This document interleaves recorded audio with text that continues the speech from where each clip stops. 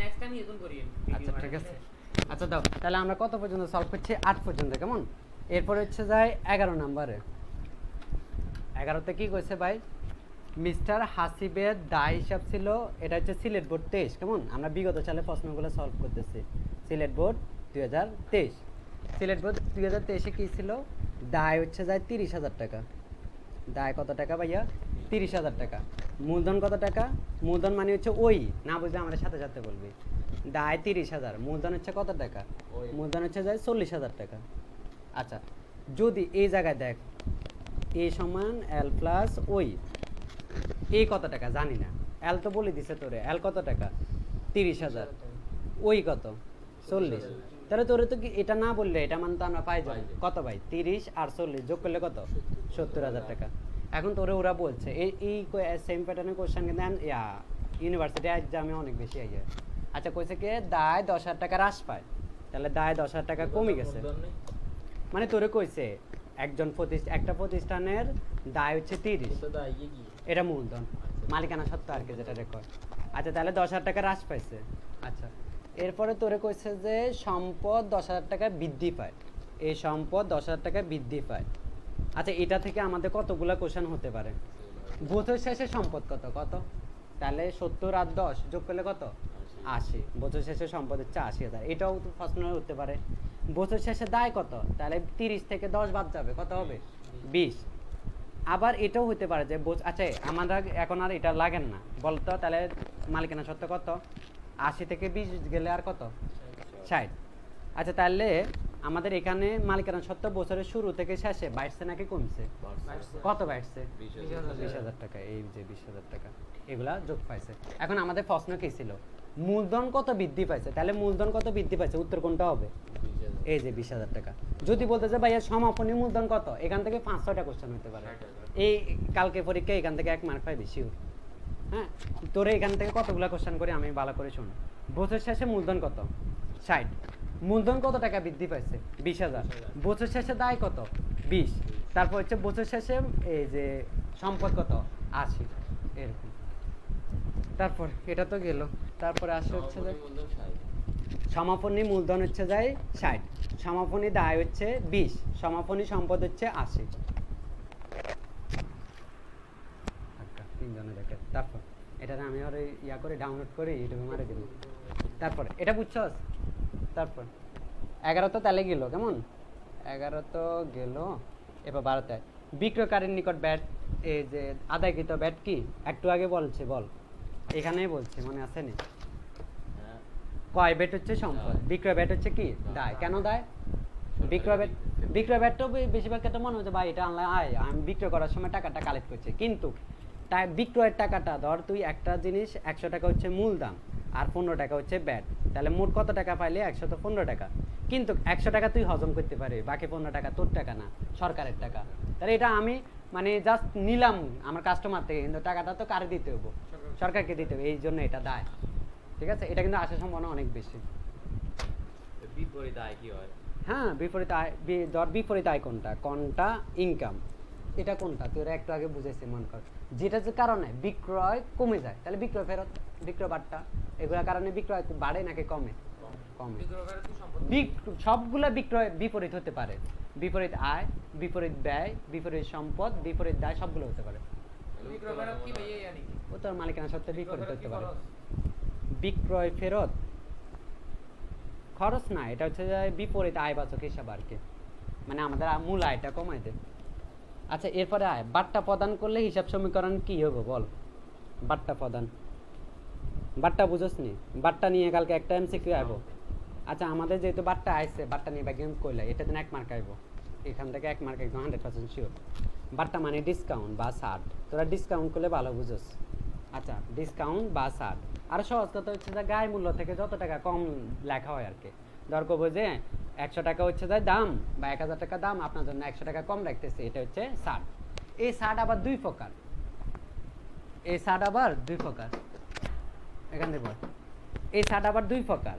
এই একটা হচ্ছে কারবারি বাট্টা, এখান দিয়ে আর ওইখান দিয়ে, একটা হচ্ছে কারবারি বাট্টা, কারবারি বাট্টা, আরটা হচ্ছে যায় নগদ বাট্টা।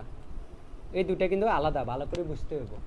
এটা কিন্তু অনেকবার 9 10 এ পড়ছ, নিচে কোনটি লেনদেন হয় না বা কোনটি হিসাবে লেখা হয় না, কারবার বাট্টা হিসাবে লেখা হয় না কেন? ধর তোর একটা মানে তোর যে জিনিসটা কিনছ এটার দাম হচ্ছে 1010 টাকা, তুই দোকানদারলে বললি মামা 1000 টাকা রাখেন 10 টাকা, বা 1000 টাকা লিখিয়েন 10 টাকা লিখিয়েন না, 10 টাকা কমায় রাখেন, এই যতটুকু কম রাখে গায়ে রেট থেকে ওটা হচ্ছে যাই কারবারি বাট্টা। আচ্ছা বলতো দোকানদার কি 1000 টাকা লিখবো নাকি এই যে 1010 টাকা লিখবো? অবশ্যই 1000 টাকা। আমি বাসায় আসে কত টাকা খরচ বলবো, 1000 নাকি 1010? অবশ্যই 1000। তাহলে এই যে 10 টাকা যে এখানে ছাড় দিছে, এই 10 টাকা কি কেউ লিখতেছে হিসাবে? এই জন্য কারবারি বাট্টা হিসাবে অন্তর্ভুক্ত হয় না। এবার 1000 টাকা তোর কাছে পায়, এখন তুই আবার যখন মাস শেষে টাকা দিতে যাবি তখন আবার বলবে যে আচ্ছা ধর 950 টাকা হয়েছে না, 900 টাকা রাখেন, 50 টাকা কম রাখেন। ওই দেনাদারকে ওই নগদ বাট্টাটা কেন দেওয়া হয়? দেনাদার থেকে দ্রুত টাকা আদায় করার জন্য, অথবা ফানাদারকে দ্রুত টাকা পরিশোধ করার জন্য নগদ বাট্টা দেওয়া হয়। আচ্ছা এখানে তোরা নগদান বই করার সময় একটা জিনিস পাইবি, পূর্ণ নিষ্পত্তিতে, এই কথাটা অনেকবার আসছে, আজকে মনে হয় কয়েকবার কইছে। 15,000 টাকা পূর্ণ নিষ্পত্তিতে 14,500 টাকা প্রদান করা হলো বা পাওয়া গেল, এরকম পাইছ না আজকে?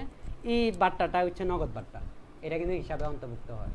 আর পূর্ণ নিষ্পত্তি মানে নগদ বাট্টা না, পূর্ণ নিষ্পত্তি মানে হচ্ছে 15,000 টাকা মাফ করে দিয়ে, মানে 15,000 টাকার বিনিময়ে 14,500 দিয়ে, আর কোনো দাবি নাই তোর, 15,000 টাকায় আর 500 টাকা মাফ, দায় মুক্ত, মানে 15,000 টাকায় দায় মুক্ত করে দেওয়ার তুই আমারে, কিন্তু আমি তোরে দিলাম 14,500। এই যে 500 টাকা হচ্ছে বাট্টা আর এটা হচ্ছে নগদ বাট্টা, কিনলে এটা হিসাবে অন্তর্ভুক্ত হয়। আর এই যে গায়ে মূল্যের থেকে যেটা কম দিছে এটা হচ্ছে কারবারি বাট্টা, হিসাবে অন্তর্ভুক্ত হবে না। এবার আমাদের মূল প্রশ্নে আসি, বাট্টা প্রদান করলে হিসাব সমীকরণ। বাট্টা দুই প্রকার, একটা হচ্ছে প্রাপ্ত বাট্টা আর একটা হচ্ছে প্রদত্ত বাট্টা। আচ্ছা কোনটা প্রাপ্ত কোনটা প্রদত্ত? যখন দেনাদার থেকে টাকা পামু তখন হাতের কিছু মাফ করবো, ওটা হচ্ছে প্রদত্ত বাট্টা, আমাদের জন্য খরচ। আর যখন ফানাদার থেকে ফানাদারকে টাকা পরিশোধ করবো তখন কিছু টাকা হাতে আমাদেরকে মাফ করে দিবে, ওটা হচ্ছে যায় প্রাপ্ত বাট্টা, ওটা আমাদের জন্য আয়। আবার বলবো বাট্টা দুই প্রকার, মানে কিছু সময় আমরা আমাদেরকে মাফ করেন, কিছু সময় আমরা মাফ করতেছি। যখন ফানাদার আমাদেরকে মাফ করে ওটা আমাদের জন্য প্রাপ্ত বাট্টা, এক প্রকার আয়নাকে হাতে আনা মাফ করে দিছে। আর যখন ফানাদারকে পরিশোধ করবো, যখন ফানাদারকে ফানাদারকে যখন পরিশোধ করবো ওটাতে প্রাপ্ত বাট্টা। আবার দেনাদার আমাদের টাকা পাওয়ার সময় কইতো না ভাই কিছু টাকা মাফ করে দেন, কমাই দেন, ওটা হচ্ছে প্রদত্ত বাট্টা, ওটা আমাদের জন্য ব্যয়। তাহলে প্রদত্ত বাট্টা হচ্ছে ব্যয়, প্রাপ্ত বাট্টা হচ্ছে আয়। হ্যাঁ, এখন তাহলে আমাদেরকে যে এই যে সিলেট বোর্ডটি এসে বলছে বাট্টা প্রদান করলে হিসাব সমীকরণে কি চেঞ্জ হইব, মানে এ সমান এল প্লাস ওই, এই জায়গায় কি পরিবর্তন হইব? তাহলে যদি বাট্টা দিই, প্রদত্ত বাট্টা বলছে না, বাট্টা দিলে তাহলে খরচ বৃদ্ধি, হ্যাঁ খরচ বৃদ্ধি। আচ্ছা কারে বাট্টা দিছি, কারে বাট্টা দিছি? দেনাদারকে না, তাহলে দেনাদার হ্রাস, বুঝছো? তাহলে ই বৃদ্ধি এ হ্রাস। কারে বাট্টা দিবি? পানাদার তো তোরে ছাড় দিব, ভালো করে খেয়াল কর, দেনাদার না পানাদার, এটাও এলোমেলো যেতে হবে। আচ্ছা যেটা মনে রাখে, যদি প্রাপ্য পদ হিসাব আর প্রাপ্য হিসাব মনে হয়, আমরা কাকে বাট্টা দিব? প্রাপ্য হিসাবকে। আর কারা আমাদেরকে বাট্টা দিবে? পদ হিসাব, বুঝছো?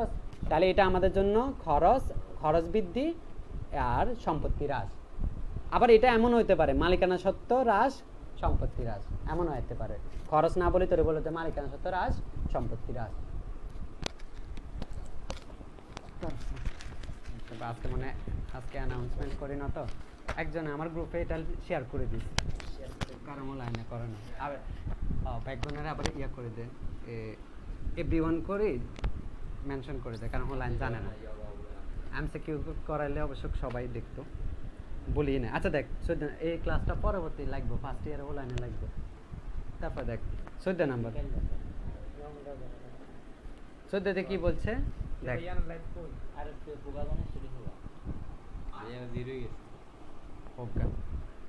ভোকেশনাল স্টাডিজে পাইছ?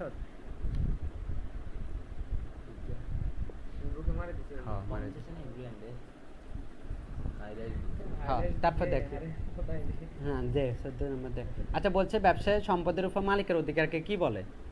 আচ্ছা আমাদের যে এ সমান এল প্লাস ওই আছে না, এখানে দেখ, ধর এই সম্পদ আছে 100 টাকা, আর দায় এবং মালিকানা সত্ত্ব যোগ করলে কত হবে? 100 হবে। ধর দায় বললাম 20 টাকা, তাহলে মালিকানা সত্ত্ব কত? 80 টাকা।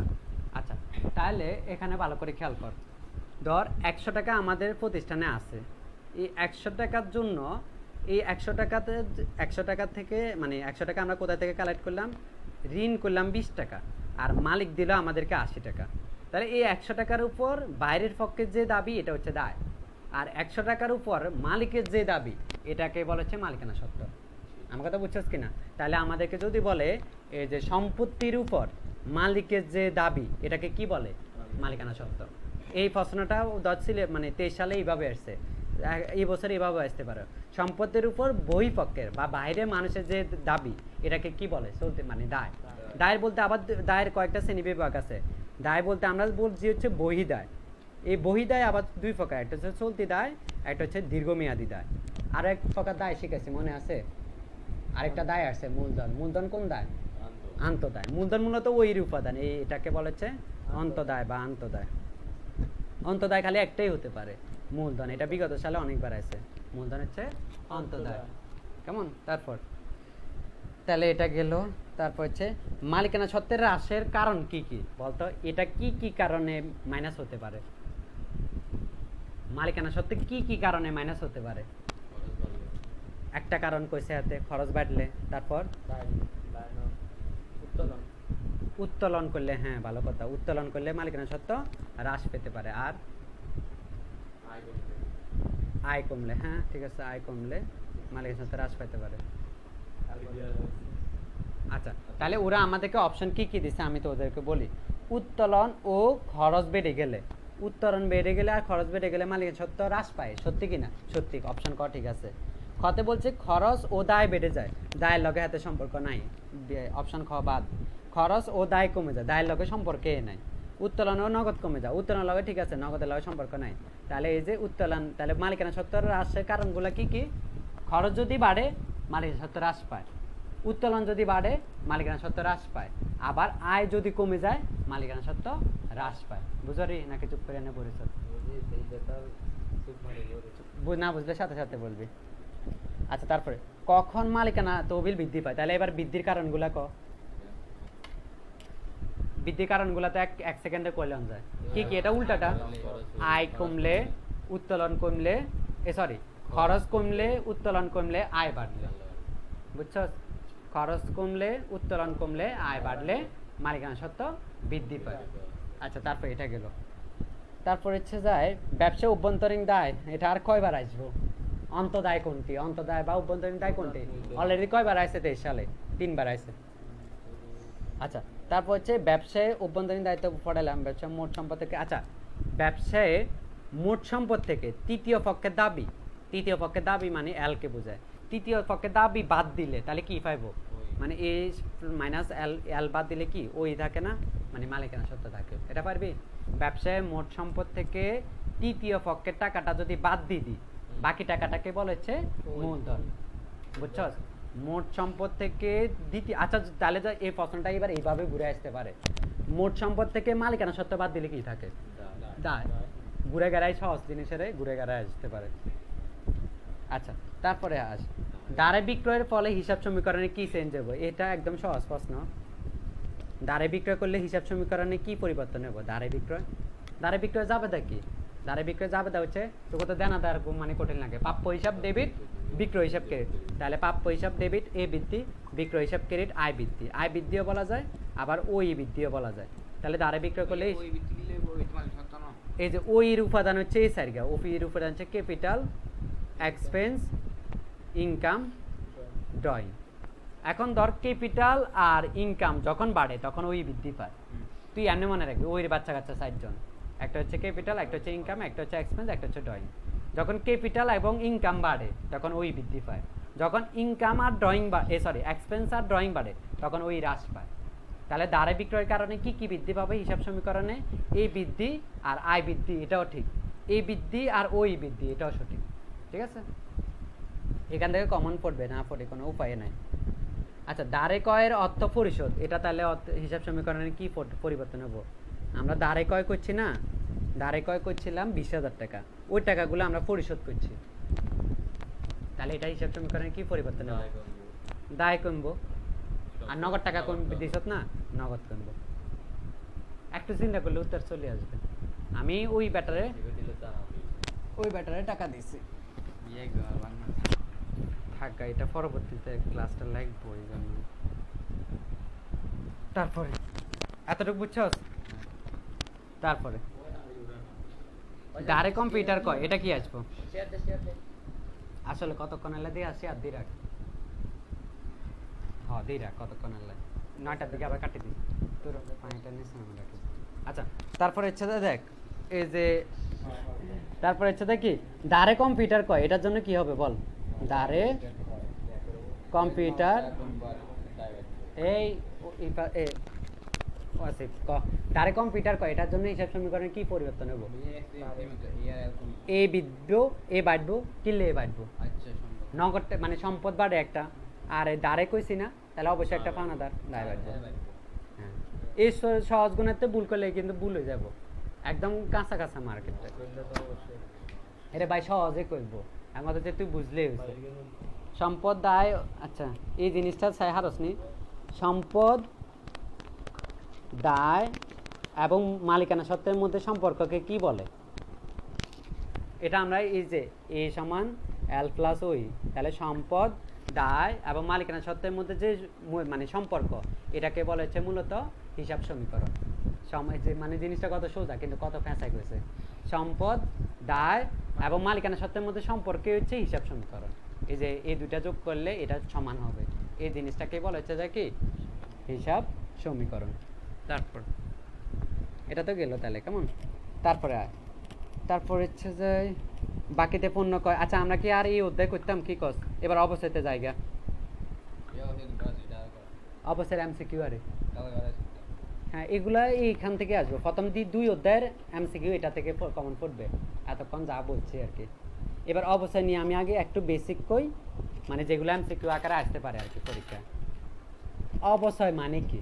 অবশ্যই একটি ব্যয় বন্টন প্রক্রিয়া রে এখানে দেখ অবশ্যই একটি ব্যয় বন্টন প্রক্রিয়া। এখন কথা হচ্ছে ভাইয়া তার ব্যয় বন্টন প্রক্রিয়া কেন বলে? ধর একটা সম্পত্তি কিনছ 1 লাখ টাকা দিয়ে তুই আর একটু এদিকে আইব তাহলে দেখবি ভালো করে একটা সম্পত্তি কত দিয়ে কিনছি 1 লাখ টাকা দিয়ে। এখন আমাদেরকে ওই বেটা বললো বা আমাদের সম্পত্তিটা বললো যে 5 বছর ব্যবহার করা যাবে তাহলে প্রতি এটা হ্যাঁ মেয়াদ তাহলে এটা অবশ্যই কত আসবে 20,000 করি না? তাহলে প্রথম বছর 20,000 খরচ হবে দ্বিতীয় বছর 20 খরচ হবে তৃতীয় 20 চতুর্থ 20 পঞ্চম 20 তার মানে এই ব্যয়টাকে আমরা 5 বছরের মধ্যে বন্টন করে দিয়েছি এই জন্য এটাকে বলা হচ্ছে ব্যয় বন্টন প্রক্রিয়া। বাকি থাকবে না এই যে দেখ শীত জিরো হয়ে যাবে 5 বছর পর এটা জিরো হয়ে যাবে। হ্যাঁ তো এখন কথা হচ্ছে ভাইয়া আসলে এমন তো হয় 5 বছর পরেও মেশিনটা থাকে যেতে আসলে অবশ্যই একটা অনুমান নির্ভর জিনিস এটা অ্যাকুরেট হয় না। হিসাব বিজ্ঞানে কিছু জিনিস অনুমান নির্ভর অ্যাকুরেট হয় না। হ্যাঁ থাকতেও পারে না থাকতে পারে হতে পারে 2 বছরের জায়গায় এটা শেষ ভ্যানিশ হয়ে গেছে। আমার এই যে মোবাইলটা আমি ধরে নিচ্ছি 5 বছর থাকবে 5 দিন থাকে যে এটা কোনো নিশ্চয়তা আসেনি তাও তো নেই। আচ্ছা এবার এই অবশ্যই থেকে তোদের কি কি আসতে পারে? প্রথম হচ্ছে অবশ্যই দাহ্য জাবেদাটা আসতে পারে মনে আছে অবশ্যই দাহ্য জাবেদা দুইটা জাবেদা তো কালকে পরীক্ষা আসবোই রে ভাই 100% শিওর। অবশ্যই হিসাব ডেবিট পুঞ্জীবিত অবশ্যই ক্রেডিট আয় বিবরণী ডেবিট অবশ্যই হিসাব ক্রেডিট। আচ্ছা প্রথম জাবেদাটা না লিখে অবশ্যই হিসাব ডেবিট পুঞ্জীবিত অবশ্যই ক্রেডিট অবশ্যই একটা খরচ বার্ষিক হিসাব তাহলে ই বৃদ্ধি আর পুঞ্জীবিত অবশ্যই এটা অনেকবার আসছে পুঞ্জীবিত অবশ্যই কি একটা বিপরীত সম্পত্তি বার্ষিক হিসাব কন্টা অ্যাসেট। ঠিক আছে কন্টা অ্যাসেটের ধর্ম কি? কন্টা অ্যাসেটের ধর্ম হচ্ছে যে মূল সম্পদকে হ্রাস করা। ঠিক আছে সম্পদের বিপরীত হিসাবকে বলা হচ্ছে বিপরীত সম্পদ। এই বিপরীত সম্পদকে ইংরেজিতে বলা হচ্ছে কন্টা অ্যাসেট। বুঝছি সবাই? এটা পরীক্ষা আইব পুঞ্জীবিত অবস্থা কোন বাচক হিসাব বিপরীত কন্টা অ্যাসেটও আসতে পারে বিপরীত সম্পত্তিও আসতে পারে সম্পদ থেকে হ্রাস করে। হ্যাঁ এখন অবশ্যই 4টা পদ্ধতি আছে সহজ করে বুঝিল তাহলে সৃজনশীল একটু সহজ হইব এমসিকিউ তো সহজ আইব। অবশ্যই 4টা পদ্ধতি আছে একটা হচ্ছে সরলরৈখিক তোদের পরীক্ষার জন্য এই 4টার মধ্যে সৃজনশীলে জাস্ট 2টা লাগবে একটা সরলরৈখিক আর একটা হচ্ছে কমর আর সমান যেগুলা নিয়ে বিকালে যুদ্ধ করিলাছ কেমন। একটা হচ্ছে সরলরৈখিক একটা হচ্ছে কমর আর সমান এই দুইটা হচ্ছে আমাদের সিকিউর জন্য অনেক বেশি গুরুত্বপূর্ণ। অবশ্যই তালিকায় কমর আসে মানে আসে তো অনেক বেশি আসে। আচ্ছা আর 2টা আছে একটা হচ্ছে উৎপাদন একক পদ্ধতি উৎপাদন একক আর একটা হচ্ছে বর্ষ সংখ্যার সমষ্টি বর্ষ সংখ্যার সমষ্টি। দেখ এবার ভালো করে টাকা ভালো করে বলি, এই বেটা এই বেটা এই বেটা এই তিনজনের মধ্যে যখন অবশ্যই ধরবি না, সবগুলো হচ্ছে অবশ্যযোগ্য মূল্যের উপর ধরবি। তোর আইলে এলাবি কোন জায়গায় কি কেমনে ধরে। এই সরল একমাত্র কমন রাশি মানে হচ্ছে গাপ্তারা, এতে বাদে বাকি তিনটারে হচ্ছে যে কি কিসের উপর অবশ্যই ধর্ম, অবশ্যয় যোগ্য মূল্যের উপর। এখন কথা হচ্ছে ভাইয়া অবশ্যযোগ্য মূল্য, অবশ্যযোগ্য মূল্য জিনিসটা কেমনে বাইর করবো? যত টাকা দিয়ে মেশিনটা কিনবি ওটা হচ্ছে অর্জন মূল্য। একদম সহজ কথা, মেশিন এটা চালু করতে যত টাকা খরচ হয়েছে একদম কেনা থেকে শুরু করে চালু পর্যন্ত সবগুলা যোগ করবো, এটা হচ্ছে অর্জন মূল্য। এটা থেকে আমরা ভগ্নাবশেষ মূল্য বাদ দিব। এখন কথা হচ্ছে ভাইয়া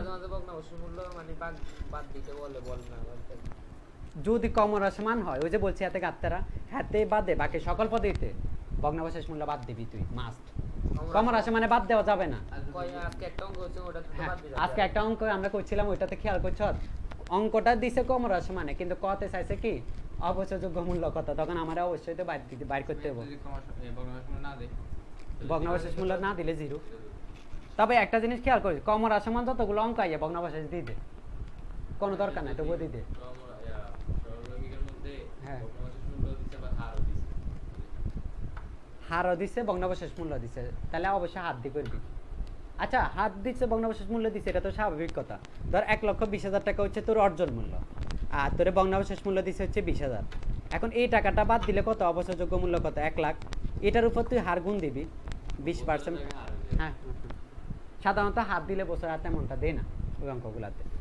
আচ্ছা এই যে তাহলে এই যে সরল রেখিক পদ্ধতি, উৎপাদন একক পদ্ধতি এবং বর্ষের সংখ্যা সমষ্টি পদ্ধতি সবগুলোতে অবশ্যই ধর্ম হচ্ছে অবশ্যযোগ্য মূল্যের উপর। অবশ্যযোগ্য মূল্য কি, এটা এমসিকিউতে আইব। অর্জন মূল্য থেকে ভগ্নাবশেষ মূল্য বাদ দিব, এটাও এমসিকিউতে আইব। অর্জন মূল্য মানে কি, ক্রয় থেকে শুরু করে চালু করা পর্যন্ত যত খরচ সব যোগ করবো, এটাও এমসিকিউতে আসবো। ভগ্নাবশেষ মূল্য মানে কি, একটা সম্পত্তি সম্পূর্ণবার রূপে ব্যবহার করিয়ে লাইছ, একদম লেবুর মতো সিবি সব শেষ, কিছু নাই। যত হ্যাঁ হ্যাঁ এসকারাবালা ইয়ে না, এসকারাবালার কাছে আমরা কি বিক্রি করি, নষ্ট জিনিস এগুলোতে বিক্রি করি। এই ভগ্নাবশেষ মূল্য হচ্ছে যে ওই নষ্ট জিনিস। হ্যাঁ তোরা এই যে বই এটা বিক্রি করে দিবি না, 500 টাকা বই 5 টাকা 10 টাকা, এটা হচ্ছে ভগ্নাবশেষ। কালকে সকালে এটা ভগ্নাবশেষ মূল্য হয়ে যাবে, এটা থেকে যত উপযোগিতা সব শেষ। আচ্ছা ঠিক আছে, যদিও বই বিক্রি করিস না এখন, বই খাতা যে দরকার হলে কাউকে আল্লাহ বসে দিবি, সেটা আরো ভালো। আচ্ছা তারপরে আয়, তাহলে এই যে হ্যাঁ সোয়াব আরো 10 টাকা তুমি বেশি হবো। হ্যাঁ ভগ্নাবশেষ মূল্য তুমি সোয়াব বেশি হবো। আচ্ছা দেখেন এখানে এই তাহলে ওই ভগ্নাবশেষ মূল্য জিনিসটা তো বুঝছি, আজকাল শেষে একটা সম্পত্তি যত টাকা বিক্রি করা যায় এটাকে বলা হচ্ছে ভগ্নাবশেষ মূল্য। জিরো থাক, জিরোতে বই থাকে। তারপরে আয় রেকর্ড তো আর কেন রেকর্ড দিন লাগে। আচ্ছা তারপরে আয়, এতটুকু বুঝছস? তারপরে ক কোশ্চেন আছে একটা, কোশ্চেন থাকলে তো করবি, কোশ্চেন ছাড়া প্রশ্ন হরাই করবো। আচ্ছা তাহলে এই যে অবশ্যই রিলেটেড। আচ্ছা এখানে আবার দেখ একটা আরো কথা আছে, কোন পদ্ধতিতে প্রতি বছর অবশ্যই সেম হয়। এ ভাই এই জায়গা তুমি কিন্তু এমসিকিউ হুবহু কমন হইব। আচ্ছা থাক গা, এটা হরে বাড়িতে মারবো, রেকর্ডটা আছে। দেখ সরল রেখিক পদ্ধতিতে কোন এই 4টা পদ্ধতি ভালো করে খেয়াল করো, এই 4টার মধ্যে এমসিকিউ আইব 3টা থেকে 4টা। কোন পদ্ধতিতে অবশ্যই প্রতি বছর সেম হয়? সরল রেখা সোজা হয় না, হাতে কামও সোজা, হাতে অবশ্যই সেম হবে, সহজ মানে সব বছর একই, কমতেও না বাড়তেও না। আর এত হচ্ছে ক্রমান্বয়ে হ্রাস পাইবে, প্রথম বছর 10, তারপরে 8, তারপরে 7, তারপরে 5, এরকম করে ক্রমান্বয়ে কমবে। তোরা অবস্থায় তালিকা করছত না, অবস্থায় তালিকাতে খেয়াল করিস কমন রাশি মান যে পদ্ধতিতে অবস্থায় আস্তে আস্তে কমে যায়। হ্যাঁ আচ্ছা, আর উৎপাদন একক পদ্ধতিতে একটা এমসিকিউ সবচেয়ে বেশি আসছে, কোন পদ্ধতিতে সময়কে গুরুত্ব দেওয়া হয় না? আর এসে 1 লাখ। তোর মেশিন এটার দাম অবশ্যযোগ্য মূল্য ভগ্নাবশেষ বাদ দেওয়ার পর 1 লাখ হয়েছে। এখন তোরে কইছে এই মেশিন দিয়ে তুই 10,000 শার্ট উৎপাদন করতে পারবি, যে টাকা দেয় মানে 1 লাখ টাকা যে মেশিনের দাম, এই মেশিন দিয়ে তুই কয়টা শার্ট উৎপাদন করতে পারবি? 10,000। আর 2001 সালে এই মেশিন দিয়ে উৎপাদন করা হয়েছে 200 শার্ট। তাহলে তোর কাছে জানতে চাইছে 2001 সালে এই মেশিনের অবশ্যই কত, কোন পদ্ধতিতে উৎপাদন একক পদ্ধতি। আমার কথা বুঝছস কিনা? তাহলে এবার অবশ্যইটা কেমনে বাইর করবো? প্রথমে তুই এই যে অবশ্যযোগ্য মূল্য কত, 1 লাখ না, এই 1 লাখকে তুই মোট কত ঘন্টা কত মানে কতটুকু এটাই সমাজের পদ্ধতিতে অবশ্যই ক্রমান্বয়ে হ্রাস পায়। উৎপাদন একক পদ্ধতিতে সময়কে গুরুত্ব দেওয়া হয় না, বছরকে কাউন্টে করে না ওরা। অবশ্যই থেকে কয়টা অঙ্ক দিতে পারে? একটা তো 100%, দুইটা ভাগ্যের বিষয়। তারপর বর্ষ সংখ্যা সমষ্টি পদ্ধতি হচ্ছে যে এই অঙ্কটা করে গেলে ভালো, কিন্তু এটা দুইটা স্টেপে কয়। আগে বর্ষ সংখ্যা সমষ্টি বাইর করে অবশ্যযোগ্য মূল্য বাইর করে এরপর গুণ দেওয়া লাগে। আচ্ছা, তবু আমরা বিগত সালে একটা এমসিকিউ করে যাব। তারপর অবশ্যই রিলেটেড বিগত সালে চেঞ্জ হয়, কেমন? এটা বিগত সালে আসছে। তারপরে বিপরীত সম্পদ বৃদ্ধি দিয়ে তাহলে এটা হ্যাঁ দিতে পারেন। বিপরীত সম্পদ বৃদ্ধি দিলে সম্পত্তি হ্রাস দিত না, সম্পত্তি হ্রাস দিলে বিপরীত সম্পদ বৃদ্ধি দিত না, দুইটা তো একটাই মারি দিব, মানে মিলে দিব আরে তোরে, দুইটা উত্তর তা দিত না। তারপর কর্মচারীকে বেতন দিছে, এটা কারণে হিসাব সমীকরণে কি চেঞ্জ হবে লিখতাম? কর্মচারীকে বেতন দিছ 10,000, তাই নগদ টাকা কমবো, খরচ কমবো, এরকম একটা আসবো অনুপাতের মধ্যে যেগুলো করছো তারকে। তারপরে সত্তরাধিকার বাড়বে এবং দায় হ্রাস পাবে। আচ্ছা, তারপরে হচ্ছে যায় এই লেনদেনটা দেখি করাই তো। এ সমান এল প্লাস ওই কে আসছে? আচ্ছা আসে, দেখ এ সমান এল প্লাস ওই। এ ভালো করে খেয়াল কর, একটা হিসাব বছরে এই অঙ্কটা আমি একটু আগে তোদেরকে করাইছি। সম্পত্তি কত ভাইয়া? 900। দায় কত টাকা? দায়ের কথা কিছু কয় না। মালিকানা সত্ত্ব কত? 818। কত এখানে এল কত হইব? কেন বাইর করবো? রাতুল ক সম্পদ তোরে কই দিচ্ছে প্রশ্নে 900, মালিকানা সত্ত্ব কইছে 818। এল এর মান কোনো কয় না, এল এর মান কত হইব? 82 টাকা। কেমনে? এই সম্পত্তি থেকে মালিকানা সত্ত্বের মানটা বাদ দিয়ে দিছে। আচ্ছা ভাইয়া ধরেন এই দিছে এল দিছে, ওই দে না, ওই মান কেন বাইর করবো? সম্পত্তি থেকে এল এর মান বাদ দিব। আচ্ছা আরেকটা কথা কই দেই ভাইয়া, কালকে তো আনার তো ইচ্ছা সাদা খাতা দিত না, আমি কেমনে করবো? প্রশ্নে কোনায় কোনায় এরকম জায়গা থাকবো, পেন্সিল দিয়ে রাফ করিয়ে লাগবে ছোট্ট ছোট্ট করে। হ্যাঁ, আবার ওই যে মনে হয় তোদের শেষ পেজে দিক নির্দেশনা থাকে, এটার এই পৃষ্ঠাটা একদম পাতলা টিস্যু কাপড়ের মতো থাকে, এটাতে করতে আর লিখতি না, এটাতে উঁচে প্রথমেই কইবি, প্রথমে লিখবি এটা রাফ রো আকার ফ, এই প্রথমে এটা রাফ লিখবি, এমসিকিউ রাফ লিখবি। আচ্ছা সারে পরে কাটতে বুঝবে যে আচ্ছা হাতে রাফ করছে। প্রথম পেজের আমার পেজে লেখা আছে না, প্রথম পেজে এর আমার পেজে লেখা আছে না, এখানে বলছে এই যে দেখ রে, এরপরে দেখি আমরা সম্পত্তি বৃদ্ধি পাইছে 60 টাকা, তাহলে সম্পত্তি বৃদ্ধি পাইছে কত ভাইয়া? 60 টাকা। এরপরে আমাদেরকে বলতেছে যে দায় হ্রাস পাইছে 20 টাকা। এটা বলে আমাদেরকে কতগুলা কোশ্চেন বলতে পারে। বছর শেষে সম্পত্তি কত হইব রাতুল? বছর শেষে সম্পত্তি কত হইব? আগে থেকে সম্পত্তি ছিল 900, বৃদ্ধি পাইছে, তাহলে কত? 62। তাহলে বছর শেষে মালিকানা সত্ত্ব কত? এত থেকে এত বাদ দে, 798 কেন নাকি 898?